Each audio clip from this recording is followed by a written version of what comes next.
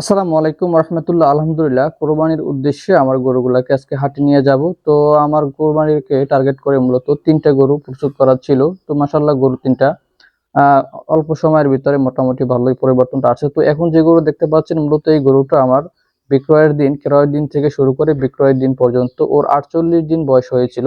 আমার খামার আসছে তার ভিতরে কমপক্ষে 5-7 দিন ও খাবার দাবার তেমন খাইতো না, কারণ গরুটা একটু রোগা পাতলা ছিল। তো এই অল্প সময়ের ভিতরে একটা গরু পরিবর্তন আনা বা গরুটাকে প্রস্তুত করাটা একটু কষ্টকর হয়ে যায়। তারপরে যাই হোক, আলহামদুলিল্লাহ পরিবর্তন যেটা আছে মাশাল্লাহ। কিন্তু এই গরুটা যে দামে আমার টার্গেট ছিল বিক্রি করা, সে দাম বিক্রি করতে পারিনি। তার পিছনে একটি বড় কারণ হচ্ছে, সেই কারণটা হচ্ছে শরীরে অ্যালার্জি হঠাৎ করে সমস্যা দিয়ে শরীর একটু অনেক ক্ষতকত হয়ে গেছিল, এবং এর শরীরে পূর্ববর্তী এলএসডি যে ভাইরাসটা আছে এটার ক্ষত ছিল বা দাগ ছিল, যার কারণে এটাকে মানুষ তেমন একটা চয়েস করতো না। কিন্তু আমার এই যে লাল গরুটা দেখতে পাচ্ছেন এই গরুটা এবং সাদা যে গরুটা ছিল, আসলে এই গরু দুটা যদিও ছোট, কিন্তু এই গরু দুটার চাহিদা অনেকটা ছিল এবং এই ক্রেতারা অনেক ছিল এই গরুটার নেওয়ার জন্য। কারণ এই গরু দুইটা বাজারে নিয়ে দাঁড় করার সাথে সাথে অনেক মানুষ ভিড় করছে এই গরু দুটা নেওয়ার জন্য।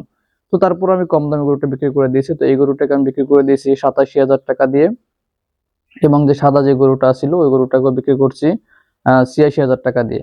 তো যাই হোক, গরু দুইটা থেকে আমার মাসাল্লাহ কিছুটা প্রফিট আসছে, তাতে আলহামদুলিল্লাহ। কারণ আমাকে কোরবানিতে গরু বিক্রি করার মতো আমার খামারে গরু ছিল না। একদম শেষ পর্যায়ে গিয়ে আমি গরু দুটাকে ক্রয় করেছি। যারা আমার ভিডিওগুলো নিয়মিত দেখেন তারা অবশ্যই বিষয়টা জানেন, কারণ এই গরু দুইটা ক্রয় করা হয়েছে একদম কোরবানির 18 দিন 20 দিন এরকমের আগে।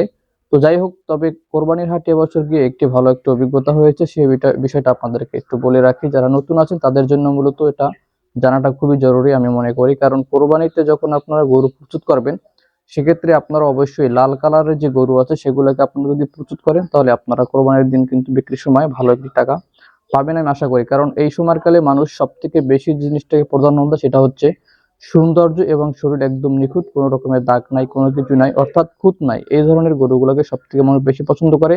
এবং বর্তমান সময় একটা বিষয় সব থেকে বেশি একটা সমস্যায় দাঁড়াইছে, সেটা হচ্ছে আপনার মানুষ কোরবানি দেয় আল্লাহ রাস্তায় বা আল্লাহকে রাজি খুশি করার জন্য, কিন্তু বিষয়টা এখন দেখছে অন্যরকমের। যেমন মানুষ গরু কিনতে আসার সময় দেখে যে আসলে অনুমান করে যে এই গরুটার শরীরে কত কেজি মাংস আছে বা এটা কত কেজি মাংস ধরবে, এইরকম একটা হিসাব করে। তো সেক্ষেত্রে আপনারা যখন গরুগুলা প্রস্তুত করবেন অবশ্যই যে বিষয়টা খেয়াল রাখবেন, এবং যেগুলা দাতাল গরু আছে সেই গরুগুলোকে দিয়ে কোরবানির জন্য যদি রাখেন তাহলে কিন্তু ভালো মাংস ধরানো যায়। এবং আমার এই যে সাদা গরু দেখতে পাচ্ছেন, এই সাদা গরুটা মূলত বিক্রি করে হচ্ছে, এই গরুটা বিক্রি করেছি 86,000 টাকা দিয়ে। তো এই গরুটা আমার ক্রয় করা ছিল 80,000 টাকা দিয়ে। তো এর পিছনে কিছু খরচ এবং এটা থেকে মোটামুটি কিছুটা আমার প্রফিট আসে। তাই হোক আলহামদুলিল্লাহ, কারণ কোরবানিতে বিক্রি করার মতো আমার গরুই ছিল না। তারপর আমি গরু দুইটা ক্রয় করেছি এই জন্য, যাতে করে আমি কোরবানির দিন 2 টাকা হলেও যেন বিক্রি করতে পারি। মানে আমি যে দাম বিক্রি করেছি এত কমে বা কম টাকা প্রফিট নিয়ে আসলে এরকম বিক্রি খুব কমই হয়েছে বাজারে। এবং আমার এটার কাছে ক্রেতারা অনেক ছিল, এবং যেহেতু কম দামে গরুটা বিক্রি করি যার কারণে। এবং আমার যে বড় যে লাল গরুটা ছিল ও গরুটাকে আমি বিক্রি করেছি 1,00,000 টাকা দিয়ে। তো গরুটা আমার কেনা ছিল 86,500 টাকা দিয়ে। এর পেছনে তো যাই হোক, এই ছিল মূলত আজকের এই ভিডিওটি। সবাই আমার জন্য দোয়া করবেন, এবং চ্যানেল যদি নতুন দর্শক হয়ে থাকেন তাহলে অবশ্যই আমার চ্যানেলটাকে সাবস্ক্রাইব করে রাখবেন, এবং ভিডিও যদি ভালো লাগে তাহলে অবশ্যই পাশে থাকবেন।